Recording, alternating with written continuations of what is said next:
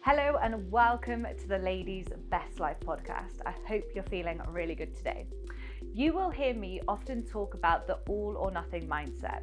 You'll hear me say how it's really not productive for people and how actually the all or nothing mindset is generally what makes you go backwards and stops you from getting any level of consistency. So what I'm going to talk to you about today is how to overcome that. What is the kind of alternative, if you like, to the all or nothing mindset? And the way that I see it is habit stacking. And this is a longer process, so I'm not going to take that away from you. If it is something that you're looking for to get super fast results and you don't care about sustaining it after, then please be my guest, go try a crash diet or operate from the all or nothing mentality where you don't have any kind of enjoyment, you just have massive restriction and it's all about just getting to the result as quickly as possible. Although I do very much stand for helping you to get results as fast as possible, I also believe in what is the point in doing it if you're then not going to sustain it after. It just feels a little bit pointless. It's like winning a gold medal but then not even bothering to enter the next year. You know, if you're just trying to do it for that trophy and that kind of like finite win, of course, go for it. But the feelings that you feel that are associated with the weight gain and the lack of energy, i.e. self-confidence going down, self-esteem dropping, relationships kind of being impacted as a result, they will come back too. So even if it's like a wedding that you want to lose weight for potentially this summer, and you're like, oh, I don't care what happens after it, it's not just the weight that's a problem, okay? So the feelings that come with it, the life circumstances, the productivity, the energy, everything that we spoke about earlier, they will come with the weight gain again. So how many more days of your precious, very short life do you want to spend feeling like you've got no energy, feeling like your confidence is flawed, feeling like your self-esteem is really low? You know, because for me, I want to spend as many days possible on this planet feeling as good as I can. Now, this isn't toxic positivity here. It's very real, it's very raw. So we know that you're going to have days where you're going to be on your ass. You're not going to be feeling great. But when it's in your control, and it's actually kind of directly linked into you just moving your body a little bit more, eating a bit of better food and, you know, sleeping well and all of the things that we advise on a healthy lifestyle plan, it would be crazy to neglect it. So all or nothing mentality is things like, I'm going to start again on Monday and I'm going to have 1,200 calories. I'm not going to allow myself any of the biscuits and I'm going to try and do a month dry. It could be, I'm going to train every single day, even though I haven't trained for like 3 months, and I'm not going to give myself any slack. You're either on it or you're off it. There's no grey area. Now, you guys will have seen from a lot of what I do, we massively operate from the grey area in regards to the standards that you have, in regards to expectations. We don't believe that it should be like a really kind of like definitive number. Say, for example, 10,000 steps. I know many of you listening to this would feel like you failed your 10,000 step target if you hit 9,950. Now, one, that's a little bit of perfectionism creeping in, but two, it's finite thinking, and three, it's all or nothing thinking. Because I know for some of you who are really hard on yourselves would really struggle with not hitting that number, and to the point it would then throw you off track after, and you'd kind of like hit the fuck it button, which is basically a self-sabotage cycle.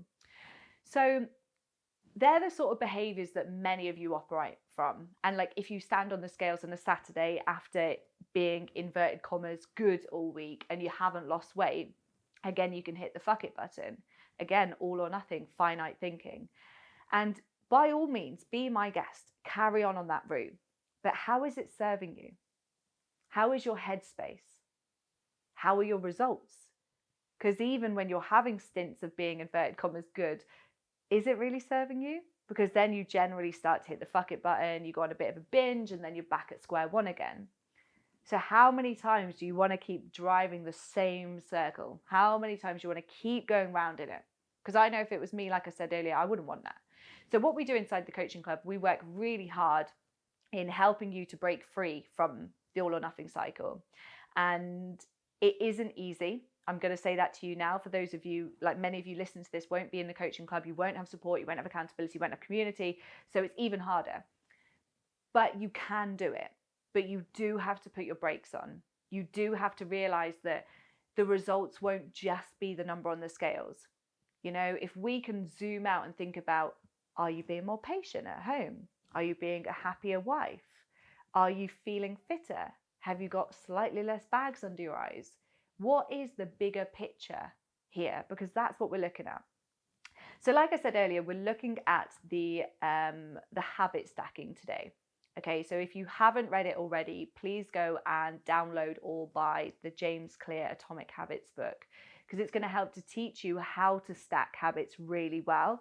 And that is all it is. You know, I have so many messages every single week where people are like, I want your body. I love what you do. Your energy is infectious. How do I get that? The only difference between you and I is my habits compared to yours. That's it. My habits feed into my energy. My boundaries mean that I operate from a place that is a really strong stance, and my energy is really kind of, what word am I looking for? It's prioritized. I prioritize myself, and I express that through my habits. So a lot of the time people live their life absolutely winging it. There's no structure. They are people pleasing all the time. Their boundaries are poor. That will show in your mind, body, and life. You'll feel that. It will drip feed into the rest of your life. So if we start to just take a moment, if we're looking at habits, right? And we know the only difference between my physique and yours is a collection of habits. The first thing that you need to do is gain self-awareness.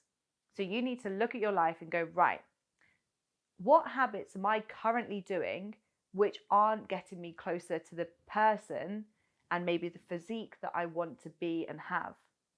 Have a look. It could be things that you don't expect, actually. So it could be the things that you do expect, like, oh, I'm having a chocolate bar every day, or I'm skipping breakfast and then I'm starving at lunch, so I go and buy a massive baguette. It could be I am absolutely exhausted come a Friday night and I just want a bottle of wine and a takeaway, but that then kind of leads into a destructive pattern over the weekend. But it could also be the smaller things that you may not potentially realize. Checking your phone first thing in the morning rather than checking in with you. It could be being on your phone too late at night, so then your sleep is impacted. When your energy is any less than like a 5 out of 10, you're really not in a good place to lose weight. You don't have the capacity to make that happen. So looking at the habits that currently formulate your life, because your current habits have created your current reality, right?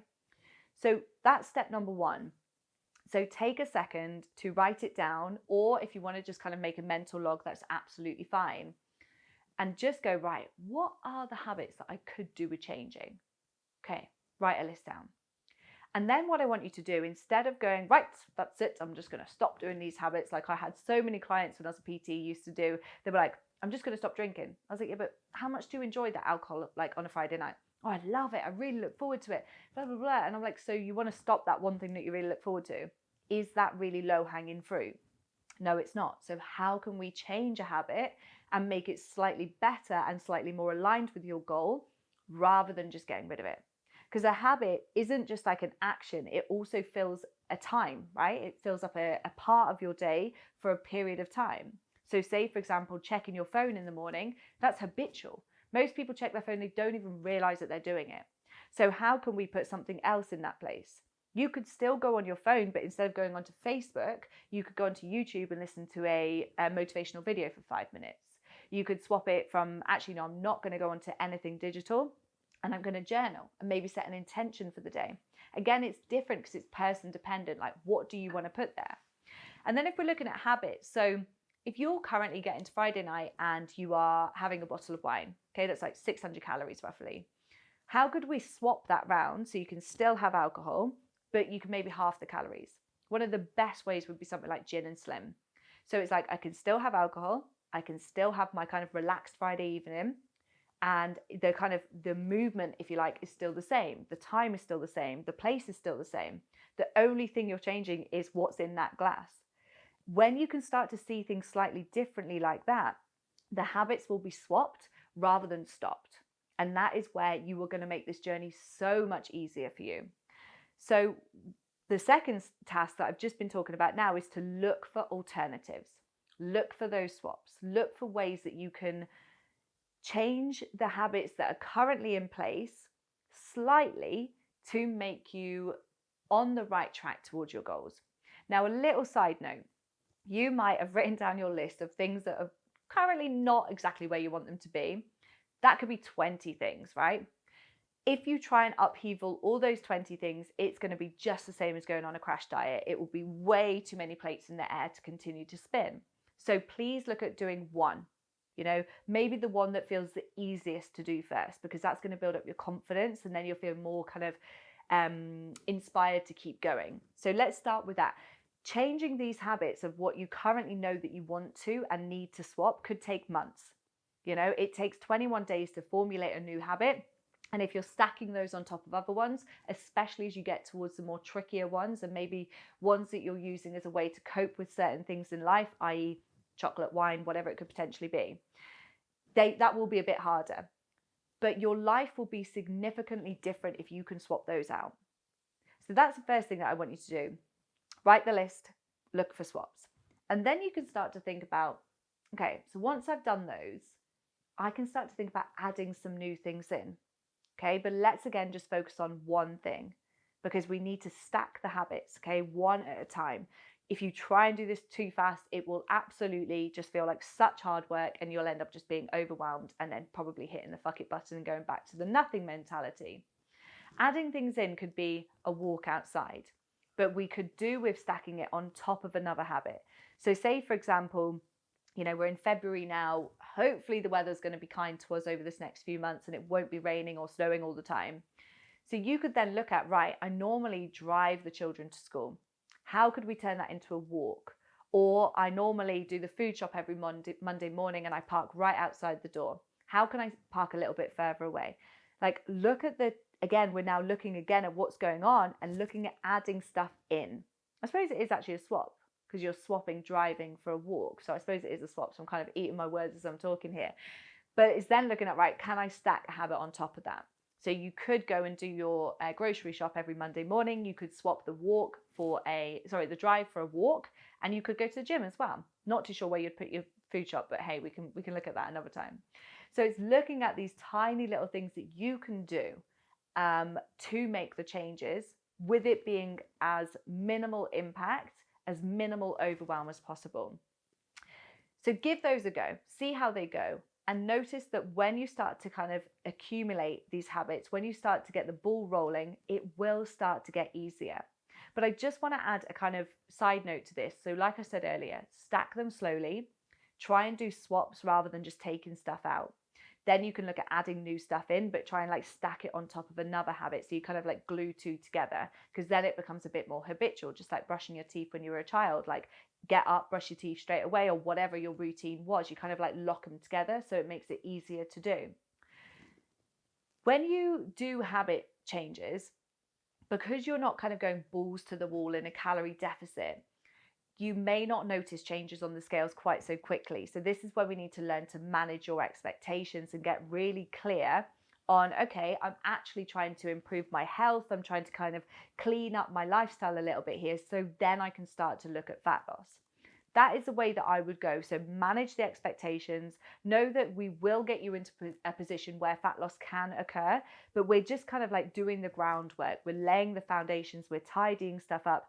I can pretty much guarantee you would lose weight from doing this anyway, because you're swapping a few of the bad, kind of inverted commas, bad habits out, but don't have that expectation. Don't put that pressure on yourself. If weight loss happens as a byproduct, that's absolutely amazing, and good for you. But once you've then tidied things up, then you can go back to one of my previous fat loss podcasts and then start to think about that. And it's looking at the system that needs to come in place to make it easy for you to implement into your life. But very first thing we need to do is tidy up your lifestyle, get you feeling healthy, get you feeling energized, and then you'll be in a position to start to push the fat loss. So I hope that's been helpful for you today. Please give it a share. Please give the podcast episode a like, 5 stars, leave a review. It's always good to know how this is landing for you. Have a good day.